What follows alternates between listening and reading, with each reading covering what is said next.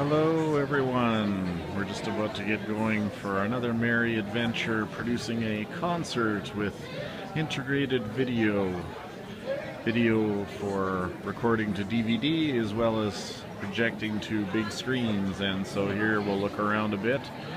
There's one of the screens we're using, which is actually with the place tonight, so we didn't have to bring a video wall or anything like that. Here's one side of the PA, and at times we've kind of gone overkill on stuff like this and had two on the side. Not really necessary, it's plenty loud.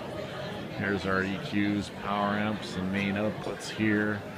And then, of course, welcome to Techland, where I live. And, well, I guess we'll start with my side here. As you can see, I'm controlling the video end of things tonight, and we actually integrated another 4 cameras, so we have a total of, is it 8 or 9 cameras? 8 cameras for sure, and then one video feed. This being the video feed doing animations and stuff. Kind of a safety covering shot and some nice disco ball effects, I guess you could say. And as you can see on our preview monitor, our particular switcher that we're using, it's a great little switcher, but it's meant for smaller things, and we're actually ganging in a couple of extra boxes in order to get things to work. There's actually 4 cameras going right into that little switch box there and going into one of the input positions on the video. So we're basically doing that to maximize what we can do for interest's sake in terms of camera shots and things like that. And anyway, just pointing out the cameras, I guess. I have one on each monitor position, so there's one right there. So stage left, center position you can see right there, and then there's one on the far side, also on the monitor, closer to where that little silver podium is. And then we actually do have a kind of across the stage camera on the other side over there. You can't see it, it's over by the lights. But maybe we'll walk around and have a look.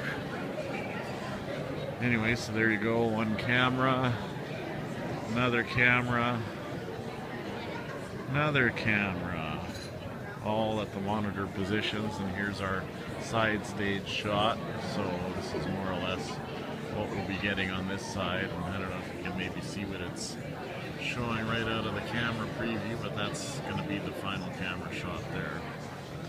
Anyways, all the usual normal production, of course. So a couple trusses to put up, the star drape, which is always a nice effect.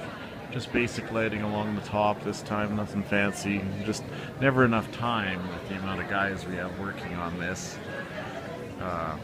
Here's, of course, guitar area, and as you can see, the cabinet's turned around backwards so it's not too loud on stage, something they're very particular about in this band. And yeah, Ernie Ball Music Man type guitars. Guitar player certainly is into Van Halen, as I was hearing today. Here's all electronic drums, again just designed to cut down on the volume. And just a quick look at the guitar effects. There we go, just for all you people that are curious on that. Here's, this might be different from the last time, I guess. I've got a set list from the previous game, played at the exact same place, but anyway, that's, I guess, what's coming up. Now, back to our cameras. We have one right here, and that's getting the drummer. So as he's playing a little bit, and of course his face, we'll be getting that on that camera there. This next one I might move while we're going here, but another one on stage. And this is getting the keyboard area. So here we are with keyboards.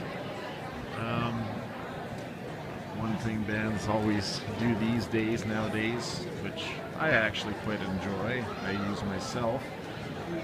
Another computer here playing backing tracks, so click going to the drummer, you know, music just in there to fill it out.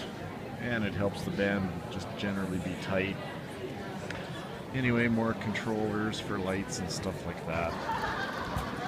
And everybody's just getting here, so getting busy now. Anyway, here's the base. Some of our lights on, but all the lights are turned off otherwise right now. And just a little look at, this is actually a small sample of cabling here. The last few gigs we've been using some nicer digital boards, newer ones, and we haven't been going out and splitting the signal. In the past, or recent past, we were splitting the signal to monitors as well as to mains, and it was a heck of a lot more gear and work to have to put all that together. Anyway, so of course there's a separate audio guy here. Here's all the wireless microphone units and that sort of stuff. All very high-end things. He spares no expense. We're just using a basic lighting controller tonight because really we need a guy to be operating the lights at this point, given, I mean, with this many cameras, I just can't do it anymore. I've got my hands full making sure everything's running and recording it all, switching all the cameras in a timely kind of way. So yeah, there's no time anymore with the additional cameras to do any lighting. It might be pretty static tonight as far as that goes. So yeah, we'll definitely need a lighting guy, and unfortunately one thing we're lacking tonight is an actual camera guy who never showed up. I guess he was sick. So otherwise we would have had one more camera way out there in the center of the floor, past where all the people are eating. And that would have been our close-up shots actually, and zooms. The only camera that would have been manned. All the rest, as you can see here, are just stationary fixed positions. And that's how we're doing it. And in the future we're still going to be adding more cameras, and we're probably going to be bumping up to a 16 input switcher, so that means I would be, you know, I'd have 16 sources readily available at a button press. And well, as you can hear, the band's here, everything's getting started. We'll have to get underway here soon, so that's a look at Techland for tonight and what I'm doing with the video. Alright, see you later.